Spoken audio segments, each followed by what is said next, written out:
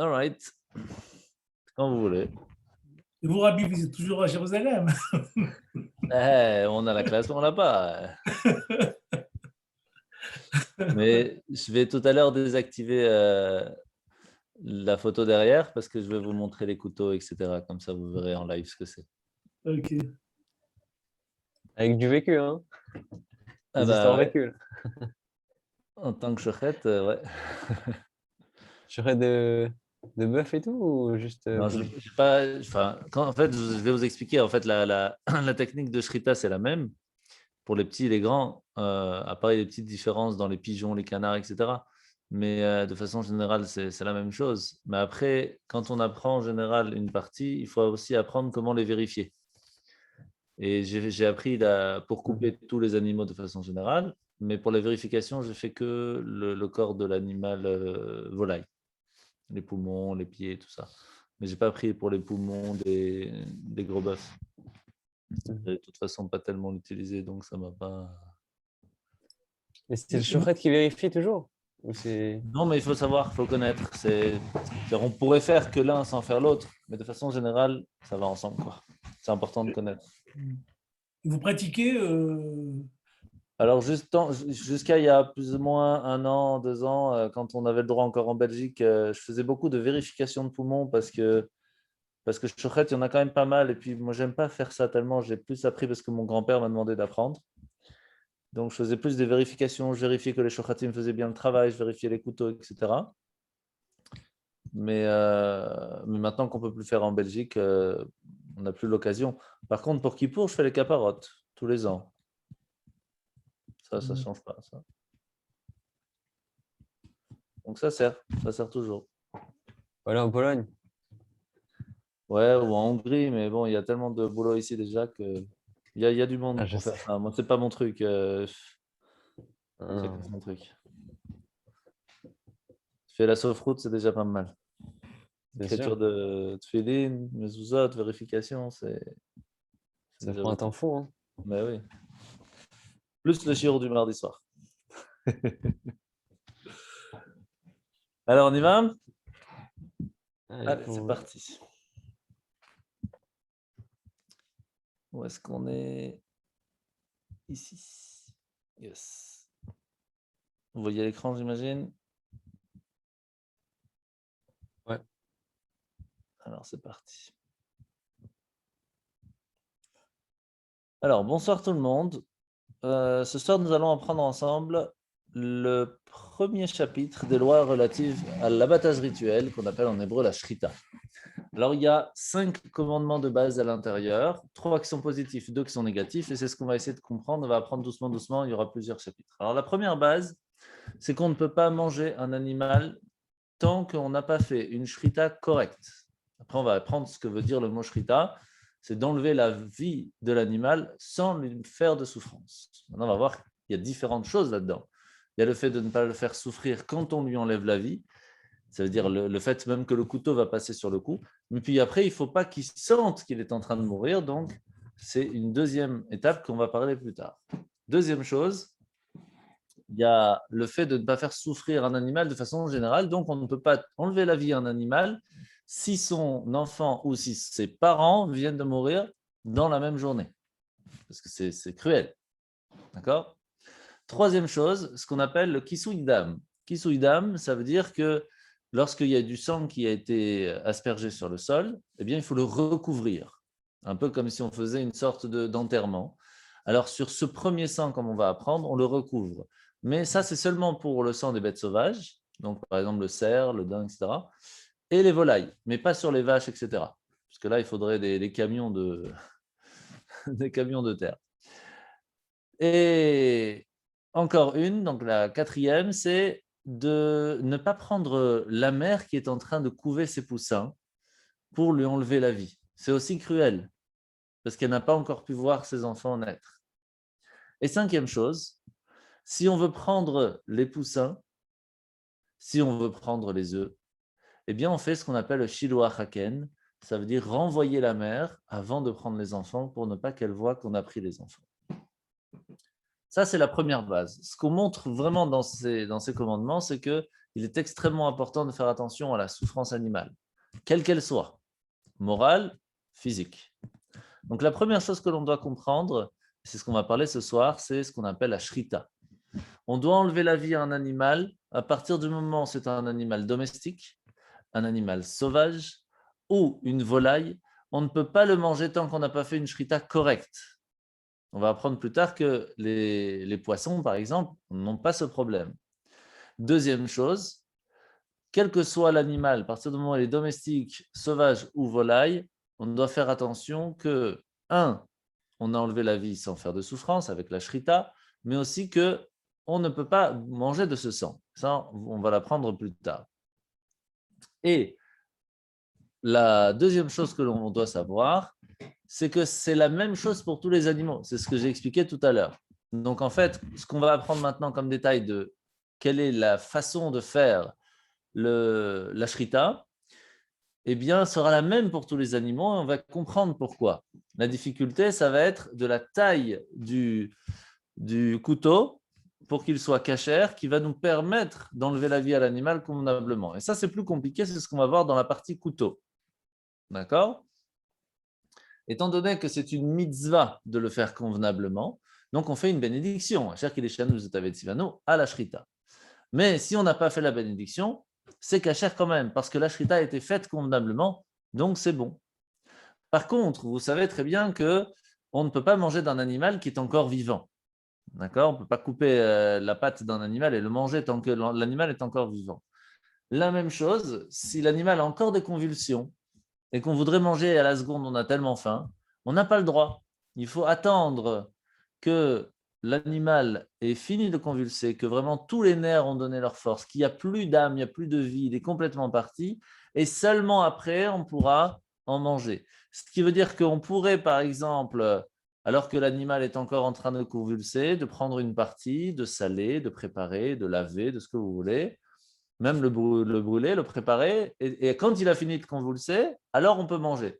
Mais tant qu'il bouge, on ne peut pas. Alors vous allez me dire, ça ne prend pas 50 ans, mais il faut savoir que les nerfs peuvent durer. C'est-à-dire qu'après qu'on a fait la shrita, vous lancez ou même vous posez le poulet par terre, il peut faire un tour de pâté de maison des fois, hein, avec la tête comme ça à moitié. Les nerfs, des fois, des animaux sont très forts. Alors, imaginez quand c'est une poule qui peut faire le tour de pâté de maison, imaginez une vache. Ça peut prendre du temps avant que le sang qui est encore là est encore en train de couler. Ça peut prendre du temps. Donc, c'est pour ça que c'est important. Alors, vous allez voir ici, par contre, que les poissons et les sauterelles, parce qu'il faut savoir qu'il y a 4 ou 5 sauterelles qui sont cachères, qu'on ne connaît plus aujourd'hui, mais ça existe.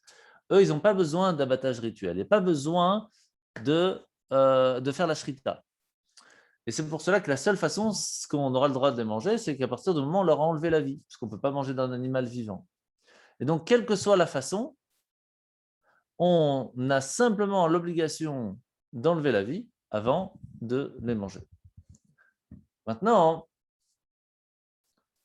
à quel endroit, et c'est là qu'on va essayer de comprendre comment fonctionne la shrita, à quel endroit on doit couper, comment on doit couper, pourquoi on doit couper, avec quoi on doit couper, quelles sont toutes les lois qui sont attachées à ça.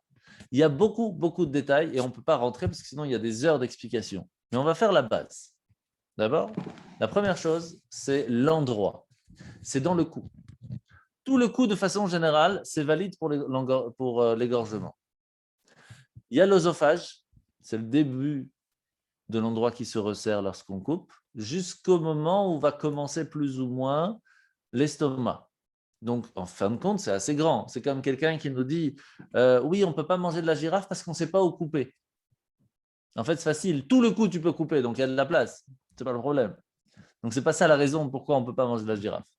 Donc, à partir du moment où on connaît l'endroit précis, donc c'est plus ou moins la pomme d'Adam, à partir en bas de la pomme d'Adam, plus ou moins, hein, jusqu'à la fin du cou où l'estomac va commencer, donc il y a quand même de la place. Tout ça, on peut couper dans cet endroit-là. Au-dessus ou au-dessous, ce n'est pas cachère. C'est pour ça qu'ici, vous avez les noms précis. Donc, il y a le vestibule de l'œsophage, ce qu'on appelle le larynx, etc. En dessous de cette limite, c'est bon, mais au-dessus, ce n'est pas bon. La même chose, le début des intestins. Si on a déjà rentré dans l'intestin, c'est plus cachère, il faut que ce soit au-dessus. Alors, je vais vous montrer plus ou moins à quoi ça ressemble. Donc, vous avez ici la poule, par exemple. Donc, vous avez ici plus ou moins le moment où ça commence. Donc, toute cette partie-là, on peut couper. La même chose par rapport à ici. Toute cette partie-là, on peut couper. Ce qui peut être problématique, et ça peut arriver, et c'est pour ça qu'il faut faire très attention lorsqu'on est shochet, c'est que l'animal, la poule, lorsqu'elle a peur, elle avale sa langue. Et donc, la langue, à la place d'être ici, et donc cette partie-là qui se trouve plus ou moins ici, donc de façon classique, tout va descendre. Et donc, lorsque le shochet coupe, il coupe au-dessus de cette partie-là qui peut rendre cachère ou pas cachère. Et c'est pour cela qu'on est obligé de vérifier après si ce qu'on a coupé, c'est cachère ou pas. Donc, il y a une façon d'attraper la poule, il y a une façon de vérifier si la langue a été avalée ou pas, il y a une façon de tenir, d'enlever les poils. Enfin, il y a toute une histoire derrière qui va nous apprendre comment faire les choses convenablement ou pas. Alors, je vais voir si je peux vous montrer. Ouais, je vais vous montrer ceci. Petite seconde.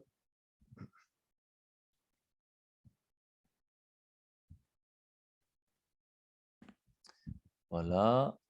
Hop. Est-ce que vous voyez tout ça là? Oui? Ok, super. Donc, vous voyez ici que ça, c'est le cerveau. D'accord? Donc, en fait, pour que l'animal n'ait pas de souffrance, il faut absolument que le sang n'arrive plus au cerveau. Pourquoi? Parce que qui nous dit qu'il y a une souffrance quelque part, c'est le cerveau. Donc, si le sang arrive au le cerveau renvoie les infos dans le sang et tout le corps ressent le problème. Si le sang n'arrive plus au cerveau, il n'y a pas assez de pression, à ce moment-là, il n'y a plus de souffrance. Tous les animaux cachères sont faits de cette façon-là, celle d'en bas. Ce qui veut dire que lorsque l'on va couper la trachée artère et l'œsophage, donc c'est ce qu'on va apprendre tout à l'heure, c'est la partie où on mange et la partie où on respire, le cœur qui va envoyer le sang au cerveau va s'arrêter ici et n'aura plus assez de pression pour arriver jusque-là, jusqu'à là où toutes les infos passent au cerveau. Et c'est pour cela qu'il n'y a plus de souffrance et que l'animal sera cachère. Mais il faut savoir qu'un animal qui n'est pas cachère en soi parce qu'il n'a pas les sabots fendus ou qui rumine, va avoir une autre veine ici. Et donc, même si on coupe, le sang va quand même passer. Et donc, c'est pour cela qu'on ne peut pas enlever la vie de l'animal sans souffrance. Et que de toute façon, quoi qu'il se passe, cet animal ne sera pas cachère. Donc, pour vous faire comprendre un petit peu, c'est où. Donc là, vous avez le larynx. Là, c'est la trachée artère. Là, on respire. Il y a l'œsophage qui est juste derrière ou devant, selon les animaux. Et c'est ce qui va nous permettre de savoir que c'est à partir d'en dessous de là qu'on peut commencer à couper. D'accord? Donc, vous voyez ici, sur l'animal, c'est toute cette partie-là qu'on va couper en un coup, ce qui n'est pas spécialement facile à faire. Et là, vous avez devant vous comment on met le couteau sur le cou de l'animal et comment on l'attrape. Donc, vous voyez que ici, on attrape bien, ou quelqu'un attrape, ou le shochet, selon les endroits, on attrape bien ici pour ne pas qu'il avale sa langue.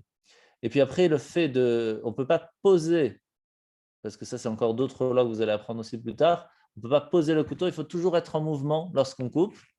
Et en général, un aller-retour est suffisant, mais des fois, le couteau n'est pas assez aiguisé. Donc, il faut vraiment couper pour pouvoir couper la trachée artère et l'œsophage. Mais attention à ne pas toucher un os, parce que ça peut faire un problème au couteau on va l'apprendre plus tard.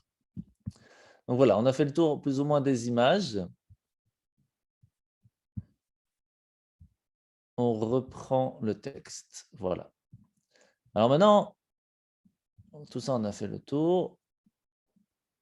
Ok, donc maintenant, ça c'était plus pour les petits. Pour les grands, il faut savoir que lorsqu'il va aller pour brouter l'animal, il va tirer son cou. Donc il y a des endroits aussi où il faudra apprendre, mais c'est plus pour le shochet, à quel endroit exactement. Mais plus ou moins, à partir du moment où on a le larynx jusqu'à l'estomac, plus ou moins c'est les endroits où on peut faire l'animal. D'accord? Maintenant, c'est toujours mieux d'être plus ou moins au milieu du coup. Pourquoi? Parce que si on est trop proche d'en haut, il suffit d'un millimètre pour qu'on soit au-dessus. Si on est trop proche du bas, il suffit d'un millimètre pour être pas convenablement. Donc, le fait d'être au milieu, c'est bien. Maintenant, qu'est-ce qui se passe? Est-ce qu'il faut couper toute la trachée artère et tout l'œsophage? Ou est-ce qu'il faut que la majorité, ou que la moitié, ou que un petit peu pour… comment ça marche? Alors, en fait, c'est très simple. Un des grands buts de tout ça, comme on a expliqué, c'est que le sang va pouvoir s'écouler quasi totalement, entre guillemets, par cet endroit-là, parce que c'est là où il y a beaucoup de pression. Maintenant, il faut savoir que quand c'est un poulet, il y a beaucoup moins à faire sortir. Quand c'est une vache, il y a quand même un petit peu plus, on est d'accord. Donc, il faut pour tout ce qui est volaille avoir coupé au moins une majorité de un des deux, ou la trachée artère ou l'œsophage. Mais si par exemple on a coupé la moitié de la trachée artère et la moitié de l'œsophage, ce n'est pas cachère. Parce qu'il n'y en a pas un des deux qui est au moins 51%. Il faut une majorité de au moins un des deux. Par contre, pour l'animal qui est domestique ou animal, donc ça peut être le cerf, le daim, la vache, le mouton, etc. Là, il faut couper les deux signes, et la trachée artère et l'œsophage, et il faut le faire en majorité des deux. Ce qui veut dire que si on a d'un côté 80% et de l'autre côté 40%, ce n'est pas cachère. Si on a 50 et 51, ce n'est pas cachère. Si on a 51 et 51, c'est cachère. Il faut la majorité des deux signes minimum. Étant donné que c'est difficile de calculer à 1 près, à 1 centimètre près, il faut vraiment le faire convenablement, ce qui n'est pas du tout évident. Alors, très important, après qu'on a enlevé la vie à l'animal, il faut vérifier si ça a été fait convenablement. Parce que des fois, même qu'on a l'habitude de faire, en fait, l'animal, à partir du moment où on lui a enlevé la vie, il n'est pas cachère. Tant qu'on n'est pas sûr que la shrita est fait convenablement. Donc, il faut ouvrir la peau pour vérifier si à l'intérieur, ça a été fait convenablement. Et ce n'est pas évident. C'est pour cela qu'il y a toutes des techniques. Avec le pouce, par exemple, lorsqu'on va pousser sur le larynx, tout ce qui a été coupé va ressortir du trou qu'on aura fait et on verra directement si ça a été coupé convenablement ou pas. Des fois, comme pas tout a été coupé, alors ça ne sort pas. Donc, il faut déchirer un peu la peau pour aller voir ce qui se passe à l'intérieur, ou au moins passer le doigt à l'intérieur et au toucher, on voit directement si c'est coupé convenablement ou pas. Par contre, pour tout ce qui est les gros bétails, c'est plus compliqué. Donc là, il faudra couper en faisant attention de ne pas couper ni la trachée artère l'œsophage avec notre couteau qu'on va aller chercher à l'intérieur. Pourquoi? Parce que si on touche une deuxième fois après la shrita sur ces endroits-là, alors c'est plus cachère parce qu'on ne sait pas qu'est-ce qui avait été coupé avant. Donc, ce n'est pas du tout évident à vérifier. Donc, c'est pour cela qu'il y a tous des lois assez compliquées.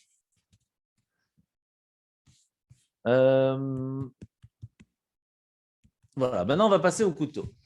Alors,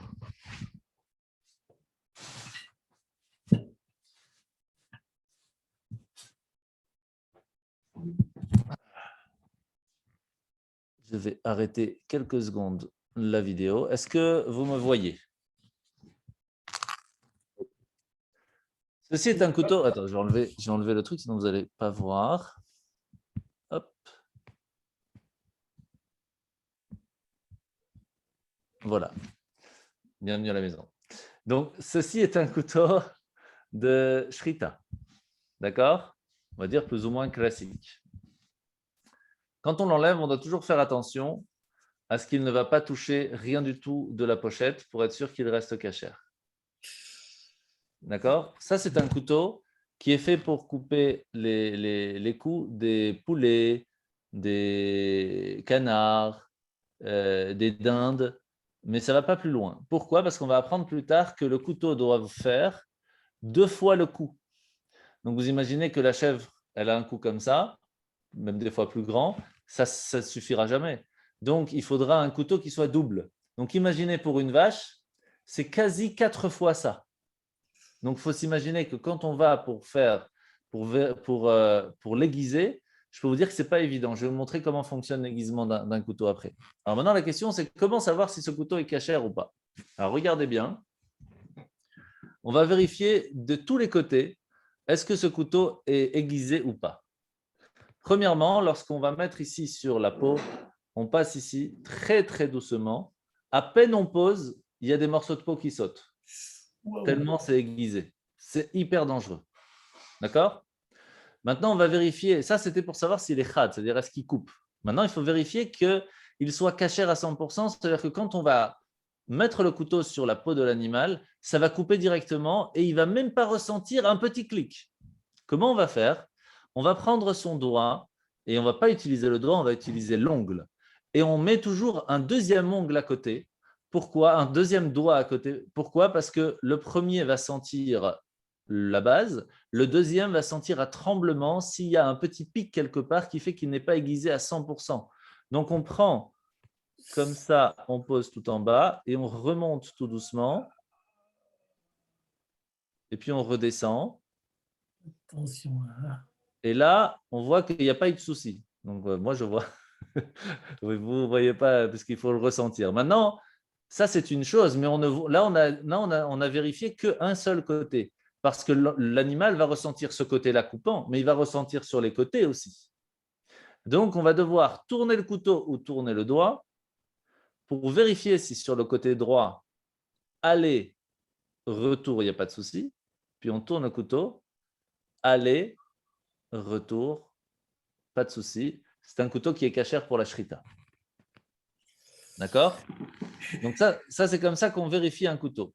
Maintenant, il faut savoir que le couteau a plusieurs choses très importantes. La première, ici, vous voyez, il est bien carré. S'il est rond, c'est problématique parce que si ça touche ici, l'animal, ce ne sera peut-être pas cachère. C'est pour cela que quand on va l'aiguiser, il y a des façons d'aiguiser et c'est très spécial et très compliqué. La même chose, des fois, on doit la vérifier à la loupe pour voir s'il n'y a pas des petits trucs à l'intérieur. Il faut savoir que quand on coupe toujours avec un couteau mouillé, c'est-à-dire qu'on va le mouiller avant de couper parce qu'à ce moment-là, on est sûr que ça va couper convenablement. Donc après, c'est plein de détails qui sont aussi importants. Je ne vais pas vous expliquer maintenant, mais c'est comme ça que ça fonctionne. Alors maintenant, je vais vous montrer comment on fait pour aiguiser.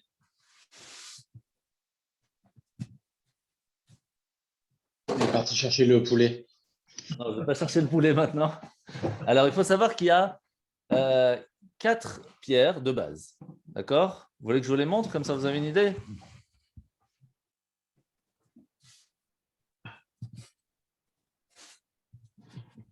Voilà. Alors, il y a 4 pierres de base. Ce que vous voyez ici, c'est la pierre rouge. Bon, je ne sais pas si avec le zoom vous voyez bien. C'est, on va dire, la première. C'est celle qui permet d'ouvrir le couteau au début et qu'on n'utilise pas souvent parce que avec ça, vous défoncez le couteau. Il y a la pierre blanche derrière qui est extrêmement important lorsque vous avez des gros packs. Ça veut dire, imaginez, vous avez tapé sur je sais pas, une table ou une ceinture ou autre. Ça fait un pack sur le couteau et pour pouvoir arranger ça, il faut repasser un bon coup sur la blanche. Après, on passe à la noire. La noire, c'est ce qui permet d'enlever les petites imperfections pour que ce soit le plus coupant possible, tout en restant sans imperfection derrière. Que quand je vais passer l'ongle dessus, ce sera sans problème. Le souci de cette pierre, c'est que ce ne sera pas lisse parce qu'elle est trop coupante encore. Donc, ce sera un peu granuleux peut-être des fois pas. Hein, tout dépend comment on sait bien l'utiliser. Mais par contre, ce qui est problématique avec ça, c'est que ça va pas être fluide, si vous voyez ce que je veux dire. Donc, on utilise la dernière, ce qu'on appelle la verte. Et je peux me permettre de le faire devant vous, parce que la verte, c'est rare qu'elle fait des problèmes au couteau, puisqu'elle est faite pour rendre lisse. Donc, tout ce que je peux faire avec cette pierre, c'est la rendre plus lisse, donc je n'ai pas de problème avec ça.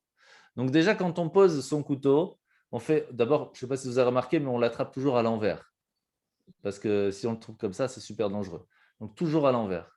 Quand on le pose à l'envers, on le pose sur la pierre et après on le relève. Et c'est là que va faire toute la différence entre un bon shochet ou pas, dans cette partie-là, à quel niveau de degré je vais tourner mon couteau et à quel niveau il va réussir à être lisse ou pas. Donc, on pose, on met. Et là, quand on monte et on redescend. Des fois, on tourne un peu ici pour arranger le haut. On revient et on tourne un peu pour arranger le bas. Et puis après, j'appuie avec ce doigt même chose, je viens, je pose mon couteau et je tourne un peu, je monte, je tourne un peu, je redescends, etc., etc. Après, toujours, on essuie. Il faut faire attention parce que ça coupe. Et puis, on vérifie.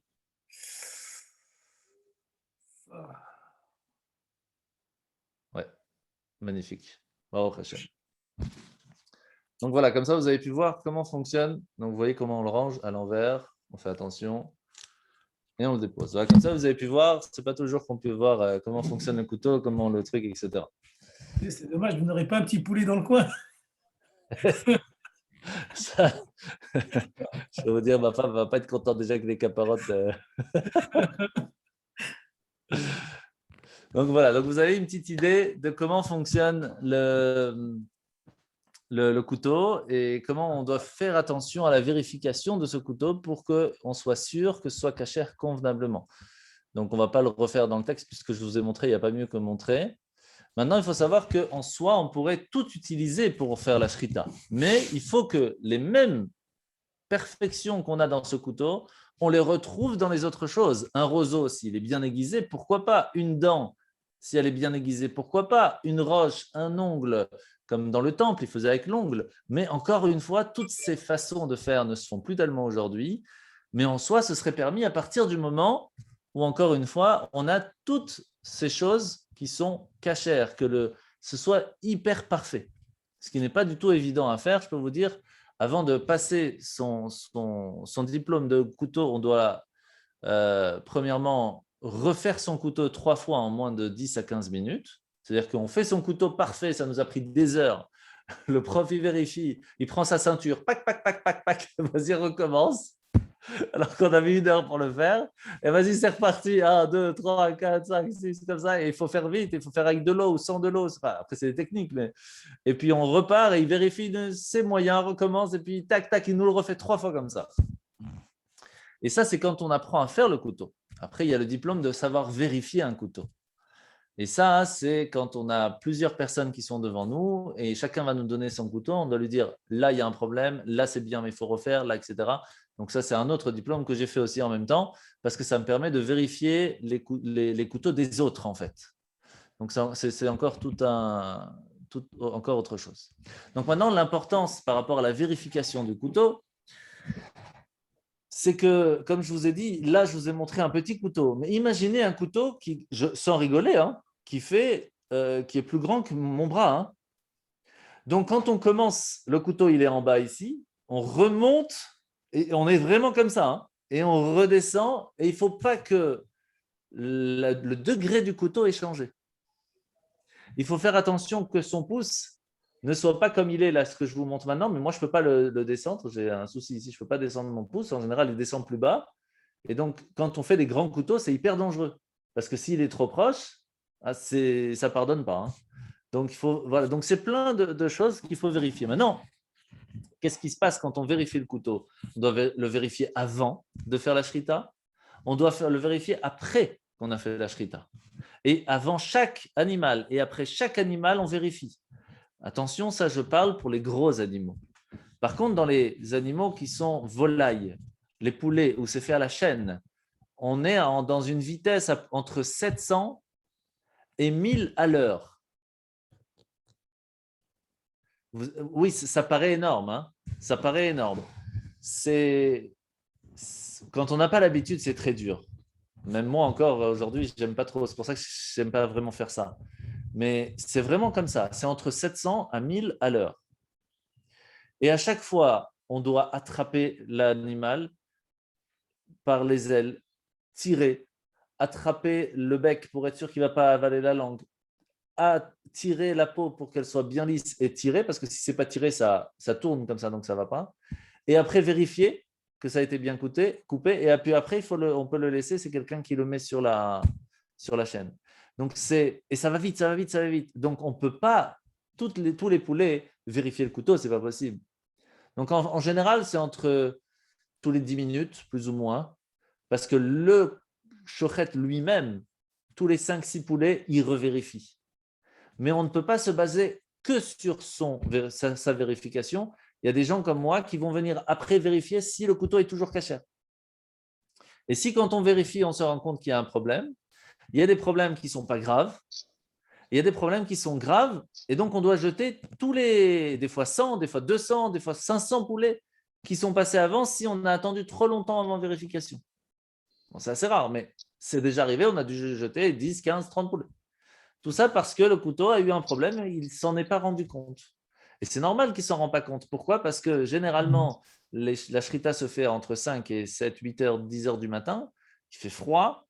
Voilà, c'est pas évident. Donc, la main aussi est difficile d'accès. Donc, tout ça fait qu'on a besoin d'une deuxième personne qui va vérifier tout ça. Et si, chas v'shalom, il y a eu un problème dans le couteau, il faut jeter parce que l'animal n'a pas été abattu convenablement. Maintenant, c'est très, très important de toujours voir ce que l'on fait lorsqu'on fait la shrita. C'est pour ça que c'est important qu'il y ait de la lumière. Donc, c'est là qu'on fait toujours, entre guillemets, le lien entre la lumière de la vérification du chametz, où là, il nous faut une petite bougie, à la différence que pendant la shrita, on a besoin d'une torche. Parce qu'il nous faut une lumière convenable pour savoir et vérifier notre couteau qu'il est propre. Il n'y a pas une plume dessus, par exemple, il n'y a pas une goutte de sang dessus, qu'elle doit toujours être propre. Et en même temps, la même chose, vérifier que quand on coupe vraiment bien et qu'on ne coupe pas nos doigts. Parce que malheureusement, ça arrive et ça fait mal. Je peux vous dire que ça fait mal. Donc voilà. Et maintenant, il faut savoir que c'est interdit de faire la shrita pendant Shabbat ou les fêtes, sauf dans un cas de force majeure. Ça, vous apprendrez dans les lois de Shabbat. Et de façon générale, la personne peut être coupable si elle l'a fait volontairement. Donc voilà. Vous avez toutes les lois plus ou moins de la base de la shrita. Si vous avez des questions, n'hésitez pas. Oui, pour la fabrication du couteau. Oui. Alors, il faut que ça soit fait par un goy ou par un Israël ou... Ça ne change pas grand-chose. Il faut juste qu'il soit bien fait. De façon générale, il y a 2-3 endroits dans le monde, en Israël, en Amérique, où ils font ces couteaux-là. En général, c'est à Tel Aviv, ils sont excellents. C'est ceux qu'on a en général.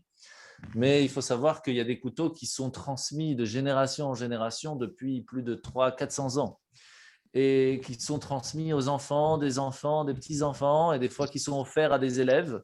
Et donc, vous pouvez trouver des petits couteaux assez extraordinaires d'un ancien fer qui ne se fait plus aujourd'hui, d'un acier parfait qui peut être utilisé jusqu'à 1000, 2000, 3000 poulets un après l'autre et il ne bouge pas. C'est extraordinaire comment ils avaient ces techniques de création de travail de l'acier qu'aujourd'hui, on n'a pas. Avec toutes les machines, on n'a pas cette qualité d'acier.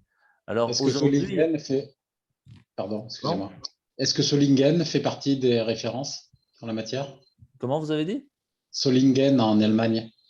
Ah, c'est possible, je ne sais pas. Vous savez, on Bon, achète tous au même endroit. Donc après, il y a ceux qui utilisent ça tous les jours, eux, ils ont 4, 5, 6 couteaux. Moi, j'en ai que 2. Parce que, c'est pas assez juste. Il y a un problème, alors on est coincé, il faut refaire. Donc, généralement, ceux qui font un petit peu de shrita de temps en temps, ils en ont 2. Mais ceux qui font ça tous les jours, c'est leur métier. Eux, ils ont des pierres de qualité 10 fois mieux que ce que j'ai aussi. Moi, j'ai des choses, on va dire, standards. Mais j'ai déjà fait mon couteau une fois sur une pierre de qualité transmise de génération en génération. On fait 3 tours et puis il est parfait le couteau. Ça veut dire c'est extraordinaire la différence, quoi. Aujourd'hui, c'est beaucoup de pierres qui sont faites en machine, si vous voulez. Alors que les vraies pierres qui viennent vraiment des endroits qui ont été coupés, qui ont été travaillés, c'est du naturel. Donc, quand on travaille le couteau dessus, ça n'a tout simplement rien à voir. Donc c'est comme dans tout métier. On peut travailler avec du standard et avec du professionnel. Et ceux qui font ça vraiment de façon professionnelle, ils ont des outils professionnels, tout simplement. Et ceux qui font le shoret, du coup, avec la cadence qu'ils ont, est-ce qu'ils ont sur eux pour l'heure ou pour les 2 heures qu'ils ont à ce travail-là à faire ou les plusieurs heures, est-ce qu'ils ont plusieurs couteaux pour dire de ne pas aiguiser, affûter, etc. à chaque fois, tous les quarts d'heure? Est-ce qu'ils changent de couteau? On ne commence pas un travail de 1000 poulets si on n'a pas au moins 3 couteaux prêts en général. D'accord. Mais en grande générale, pour les couteaux professionnels, ils ne changent pas entre les deux. Par contre, ils vont changer après 1000, ça oui. Ou ils changent ou ils réaiguisent. Mais ça arrive qu'au milieu, il y a un souci. Et pour ne pas faire attendre la chaîne, ils prennent tout de suite un autre, le temps qu'on s'occupe du premier. C'est pour ça qu'il faut toujours avoir 2 ou 3 quand on travaille. Ça, c'est très important. Et ils n'ont pas de protection parce que voilà, il y a l'ongle bien sûr pour voir l'affinage de la lame, mais ou l'affûtage, je sais pas comment on dit. Mais quand ils abattent les poulets, ils sont pas protégés, comme c'est très dangereux, qu'ils peuvent se couper un Non, doigt. ça s'apprend, c'est une technique de savoir mettre les doigts convenablement. Mais vous verrez toutes les mains de tous les chouettes, ils sont un peu coupés partout. Hein. Ça, D'accord. c'est pas photo. Il n'y a pas photo. Bon, super. Merci Rav. Avec plaisir. Oui, quand on coupe, il faut que ça soit fait en une fois. Hein, on ne peut pas revenir. Si on voit On ne que peut pas revenir, sinon on c'est n'a pas pas caché. 51 et 51, ça on n'a pas, on ne peut pas revenir. Non, non, Une fois non. qu'on coupe, Si c'est pas fait. Alors, ce qu'on peut faire, par contre, c'est y aller sans s'arrêter. On peut faire 15 fois. Tant qu'on ne s'arrête pas, on peut continuer. À la seconde, je me suis arrêté, c'est fini. Top. Ouais. Mais en général, avec un couteau qui est bien aiguisé, un aller est suffisant, mais on fait toujours un aller-retour. Ouais, Alors, d'accord. généralement, on ne fait pas retour-aller. Généralement, c'est aller-retour. Mais après, il y en a qui ont des techniques différentes. Il y en a qui tiennent leur couteau comme ça, il y en a comme ça, il y en a qui font à l'envers. Après, c'est des techniques. Il y en a qui sont gauchers, donc c'est un peu différent. Mais de façon générale, c'est plus ou moins la même chose pour tout le monde. Bien. Vous n'avez pas de problème aux frontières? Avec les couteaux, si. Avec les couteaux. Je vais vous dire, moi j'ai déjà dû, en plus en tant que chochet et puis en plus en tant que sofer pour ouvrir les tefilines, on a aussi des couteaux spéciaux. Et là, c'est la même chose. En tant que professionnel, on a des couteaux assez spéciaux des fois. Quand je dois prendre le talis et qu'ils doivent vérifier, ils voient tous les outils. Qu'est-ce que vous faites avec tout ça? C'est l'histoire. Mais bon, on ne prend pas l'avion si facilement en tout cas, ou alors ça doit être dans les cabines. C'est pas dans les avions, ça c'est sûr. Surtout pas les couteaux de shrita qui font 1 mètre, 1 mètre et demi des fois le taille. Ça passe pas facilement. Voilà. J'espère que vous avez profité. Oui, merci, c'est clair. Merci beaucoup. Merci Razak. beaucoup. Merci. Avec plaisir. Bonne soirée. Merci. Et n'oubliez pas le Homer. Peut-être on le fait ensemble. Je Allez. ne sais pas si j'ai reçu déjà. Non, je n'ai pas reçu encore, mais on va trouver. Ça ne doit pas être compliqué. Yes. Non, ça c'était hier, ça. Ouais, ça c'était hier. On peut prendre le livre. Ah non, mais on ne peut pas faire, c'est encore trop tôt. 21h42, c'est trop tôt. Il faut attendre 10h. Sorry. Donc, vers 10h, vous pourrez faire la bracha et faire le compte du Homer. OK? Ok, merci beaucoup. Ok, merci. Ciao, ciao. Merci. Ciao.